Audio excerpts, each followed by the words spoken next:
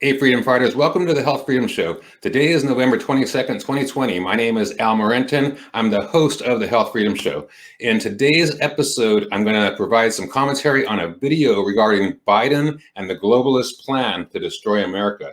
So before we get into that, I want to give a little backstory on myself and basically what's going on within the ranks of the government, with the Republicans and Democrats right now. Okay, so I am not a stated Republican or Democrat. I am a U.S. patriot. I want what's good for America, and I want to fight for our freedom. That being said, today that seems to side on more of the Republican side, but like I said, I'm not either one. I just want what's good for America. Okay. So Biden, on the other hand, he's a globalist. He is a stated globalist. Their plan is to destroy America. He's not a Democrat. He has been a globalist for multiple decades. Okay, so there are globalists on both sides of the aisle. Republican, Democrat, etc., and they're in every sector of government, from city to county to state to federal, elected, non-elected, all that. Okay, and then an example of the high levels of the globalists in both sides are back in '92, I believe it was, when George Bush made that famous speech. That little clip of it is played all over, where he puts out his view of the New World Order, and everybody got all scared about that. But what wasn't played was later on, that was at the UN, the United Nations, where he made that speech. And that same week or a week later, Biden made a speech at the at the UN at the same conference and said that George Bush's view for the New World Order was weak. Okay, so Biden is a hardcore globalist, right? And remember, their plan is to destroy America. So we're going to watch this video. I'm going to do a little bit of commentary. The link for it is going to be to the video itself is going to be below here. And so if you could watch it uninterrupted if you want to, any way you get the information is cool. I'm just going to share my screen here and get going. Okay. But if the press were actually doing its job, you'd be hearing a lot about the Bloomberg New Economy Forum, which has been going on all week, attended by... Okay, so the Bloomberg New Economy Forum, I just did a video. I'll put a link to that too. I posted it today. I made the video today, and it discusses Bloomberg, how he's financially backing this AI company that's basically taken down anything that goes against their narrative, and with the government, all stuff. I'll post that, but he's backing this company. It's a CIA-backed company as well, with military and CIA going revolving door. It's really, really crazy. But modern-day global leaders and wealthy elites who supported Joe Biden. And they're so confident in their agenda, so buoyed by what they see as the defeat of the America First movement, that they aren't even trying to hide their disdain any longer for American sovereignty. Were you surprised by how badly America has done on that? Very quickly. Oh, it's mind-blowing. When the Paris Agreement came into force, the United States withdrew from it and left us and all the other countries around the world disappointed. The marketplace is encouraged by having a leader now that is more inclusive. Inclusive. Of course, if they have their way, you're going to have no say in the future of the global economy, no way to affect it, no ability to change it. It's up to American patriots to oppose what they're trying to do at almost every turn. And that means supporting Senators Kelly Loeffler and David Perdue in Georgia in that runoff on January 5th. So this first 2 minutes is a little bit political, and then it gets into more of the global stuff. So just put up with this for about another minute or so. And it means keeping pressure on Republican elected officials across the board. And let's face it, before Trump, a lot of them were wrong on both trade and immigration. Got to keep an eye on them. And over the next 4 years, these Republicans are going to come under enormous media and financial pressure to appease the global elites. And make no mistake about it, the globalists are determined to ram through their agenda. And given Biden's age and mental acuity or lack thereof, they probably feel like they have a very narrow window, very short window to achieve their grand designs. If Biden gets into office, get ready for the fight of your life over the next years. At every turn. So she's right about that. If he does get into office, we get ready for the fight of your life. But regardless, whoever gets into office, there's going to be the fight of our life, right? For sure. And it's not a matter of hoping that the Republicans or whoever get into the House or Senate and take control and do all this. We can't depend on that. If their little plan works and is great, then that's fine. But we can't wait for that. That's the point of this Health Freedom Show. Is we as a people, the people of the United States, need to stand up against these motherfuckers. And just not abide by what they are doing. Just like destroy them by living our life, and that will. But just because living our life, it literally makes them crazy. Turn, they will try to subvert your rights and take your prosperity. To start, they're going to crater your personal finances with insane climate policies. You need a whole economy transition, backing those who are part of the solution and taking capital away from those who are part of the problem. A cap and trade mechanism or some kind of carbon tax. An active carbon market with a carbon price that would continue to step up in level every year. Guaranteed taxing. So that's crazy, right? So the carbon tax, they're doing it for corporations for sure, but people as well, right? And that's where we're going into getting away from monetary and going more toward the credit-based system.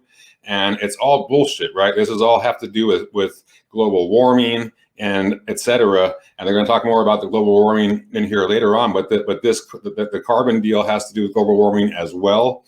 And global warming is bullshit, right? There is no global warming. We're actually in a cooling trend for the next several decades. There's a guy called the Ice Age Farmer, and he goes into this stuff in depth and detail, and he has for years, right? We have less crop days than we have had, right? If we were going into a warming trend, we'd have more, right? We have less now. So there is some concern, but it's not for warming, it's for cooling. It's all fucking bullshit. Everything they say, everything they do is backwards. Everything they can't tell the truth about anything, it seems. It's crazy. Increases on energy would devastate the middle class, but they know that. The elites know that. That's their entire point, remember? Now, we made an appeal to AOC to work with us to stop some of these types of crushing globalist deals. But Bloomberg and his pals are really smart. They know exactly the kind of rhetoric that's needed to win people like Alexandria Ocasio-Cortez over. Climate change is going to kill us all. If we're waiting for things to be delivered in 2050, we're not going to be around to see them. Well, we don't have See, like fearmonger much, right? So as we're talking about with the global warming, they're saying we're not going to be around at 2050 in a dozen years. The world's going to be gone because of global warming, and it's our fault. It's not the corporation's fault. It's not Monsanto's fault for creating the GMOs and destroying the croplands and all that kind of stuff. It's us.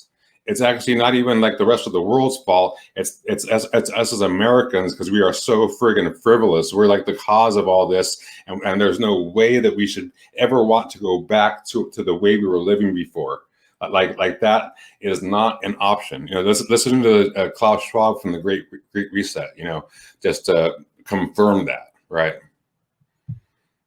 a lot of time. It's somewhere between 10 and 20 years, and we need to invest now. We don't have 10 or 12 years to build new power stations. We need them in 18 months. On trade, which we highlighted earlier this week, Bloomberg and his globalist cronies made clear in a special report what their overriding goal is: sticking together by guarding against the risk of the U.S. and China decoupling. Oh, they don't want that. Bloomberg and lots of other American plutocrats have billions tied up in China. So decoupling from the communist regime would be a disaster for them personally, even though it would be a huge boon to American industries and American workers. Now on COVID, Billionaires like Bill Gates could barely hide their excitement for what a Biden presidency might bring. If people come into the country, do they have a digital certificate that says whether they've been vaccinated or not? As the U.S. regional.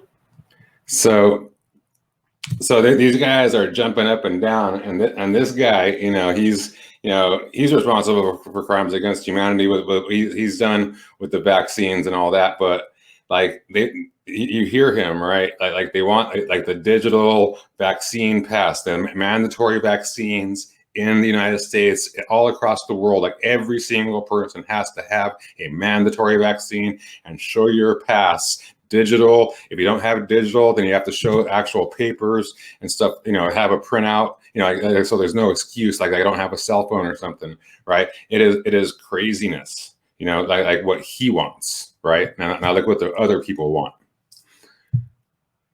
Joins the WHO, this idea of what does the vaccine certificate look like? Hopefully that dialogue will begin. Show me your papers. Now, don't for a second think that you're going to have a seat at that table for this dialogue. You're just supposed to sit down and do what you're told, remember? Well, that's what Dr. Fauci told us anyway. Coincidentally, the Chinese CDC's chief epidemiologist had basically the same message yesterday. Okay, so this is going to talk about the individual rights versus community good, okay? That community good thing is what is communism, basically. And it's what they're doing in China, and so we take away individual rights just to have a better community, and that sounds good, but they don't realize that the community is made up of individuals, right? And like when the U.S., we have a constitution that doesn't give us rights; it protects our inalienable rights, right? So that we can't have them taken away. That's why the globalists are after America so much, because we have this constitution, right? So that community good thing, it's a moving target, just like from flatten the curve to COVID zero, right? Back in March, it was just flatten the curve, and we did that. We did that, no problem. And then they went to case-demic and all that stuff. And then now it's from cases to we need COVID zero. We need to wipe it from the face of the earth. There's no way to ever achieve that, right? And they know that. So we're in this constant battle, in this constant lockdown state of different levels of it, until we're just totally imprisoned. And people will just wake up and go, wait, how did this happen, right? So listen to this guy. It's the Dr. Fauci of China, right? And listen to how he speaks about his people. Okay. In the Eastern culture, we have a community value is higher than the individual value. In the United States and the European countries, the personal right is the top priority. The most important is everybody takes the order and follow the instruction. Everyone take the order and follow the instruction, or else do what you're told. Mask up, open your wallet, distance, get the vaccine certificate, give up your freedom, your autonomy, and do not under any circumstances ask any real questions. Doesn't that sound like a fun world to live in? Well, this is the type of mentality that will guide the Biden administration's COVID response. And of course, good old Joel will bend over backwards to appease the World Health Organization, a prospect that has emboldened World Health Organization head doctor Tedros. So when Trump left the WHO, when he actually parted ways with them, and a bunch of people were like, oh my God, blah, blah, blah. That was actually a good thing. Like that Paris, France, whatever, that agreement, getting out of that was a good thing. The certain things that he did along the way were very, very good. And now they want to reverse all that, hoping that Biden gets in office. And and they're like dancing in the street, like this, thinking about it, right? And this guy right here, this Tedros guy, he I believe he was the head of the leader of Ethiopia or one of those countries out there, and he's actually responsible for crimes against humanity there. Like he tried to do some like genocide to take out a tribe, like they have to take out a tribe basically, like that has been there for, centuries and centuries and centuries. And, so it's almost like the tribes in those countries are sort of like the political parties, right? So the different tribal leaders can hold political, like positions, and there's balance. If you take out one large tribe, and you take out, it's like taking out the Republican Party or taking out it's like a Democratic Party, whatever. It's a very big deal, and he tried to do that. Like people in his country, the one that he was a leader of, they hate him, right? Like he's literally responsible for crimes against humanity, and he's the head of the World Health Organization. I mean, fucking backwards. The fastest way out of this pandemic is for us to work together in solidarity across sectors and across borders. Vaccine nationalism will prolong the pandemic. The pandemic has taken so much from us, but it has also given us something, the opportunity to think afresh about the world we want. We can. So here's the thing, like they talk about, that we can't go back, but it's an opportunity to build the world that we want. It's not the world that we want, it's the world that they want, where they're fucking playing around all over and having a party, and we're enslaved in these little smart cities, and it's craziness. These motherfuckers are just crazy. I mean, I don't know about you, but I was fine. Like, in January, I was fine in 2019, 2018, and the rest of my life before that with the world the way it was. I don't need to build a better world or something like that, that involves enslavement and lockdowns. I want to be able to go do things when I want to do things. I want to live the life that we had before, basically. And I know that there's millions and millions and millions of people, billions of people all over the world that want that. I mean, these motherfuckers are crazy. Build the healthier, safer, and fairer world we all want, and build back better. There it is.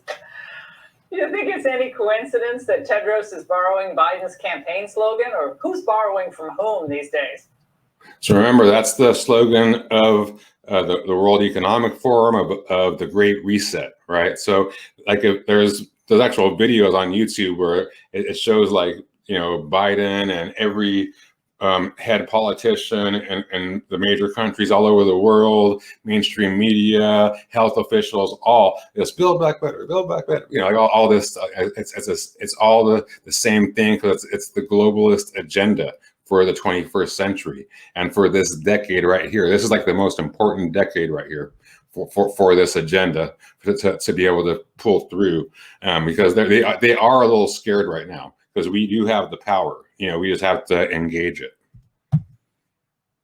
It's a signal that they're all on the same team. They all have the same end goals. Individualism and individual rights will be subverted, sublimated to the global rights, the communal rights. And it's a sign that Joe Biden won't put America first. He's not out to make America better, and he won't make that his first priority. Nope. He's got to do the bidding of Bloomberg, Wall Street, big business, and the rest of the special interests that bankrolled his campaign. And of course that means kowtowing to the elites who don't give a damn about jobs and wages for Americans. They never did. That's why it's imperative that we hold the Senate next year. Because with a majority in that chamber, plus our gains in the House, we actually have a chance at thwarting this kind of takeover of the levers of power from our government to a government far, far away. So what she's talking about is right here. Okay, it's like it's worse than what she's saying. It's not, because it's not the same. It's not just like, kowtowing to people that gave him money for his election. It's about the global agenda to take down the U.S. and enslave the world population, right? It's not about just money. It's about power and control and enslavement and depopulation, all that kind of stuff, so it's way worse. And like we said, hoping for the Republicans to take over the House and Senate and all that kind of stuff. that ain't doing shit. You know, we need, as a people, need to stand up and fight back against these motherfuckers. Okay, and so let's finish this thing out. And we can make sure that the America First movement continues to deliver results that our citizens and we can use to build a future where our children can actually thrive under the system of government and with our inalienable rights that we all love and cherish. And that's the angle. Right on. So that's it for that. Let me go back to the screen over here. All right. So hopefully you got something out of that. You know, like I said, there's a link to the straight video down below, and also the link to that other video that I posted earlier today that talks about how the cyber war that the UK, the US, and what they call the Five Eyes, these 5 countries, are waging against the people. It's, you know, like military grade, like insurgency style stuff against the American people, against the British people, etc. Okay, so again, this is Al Morentin with the Health Freedom Show. Thank you and have a beautiful day. Peace.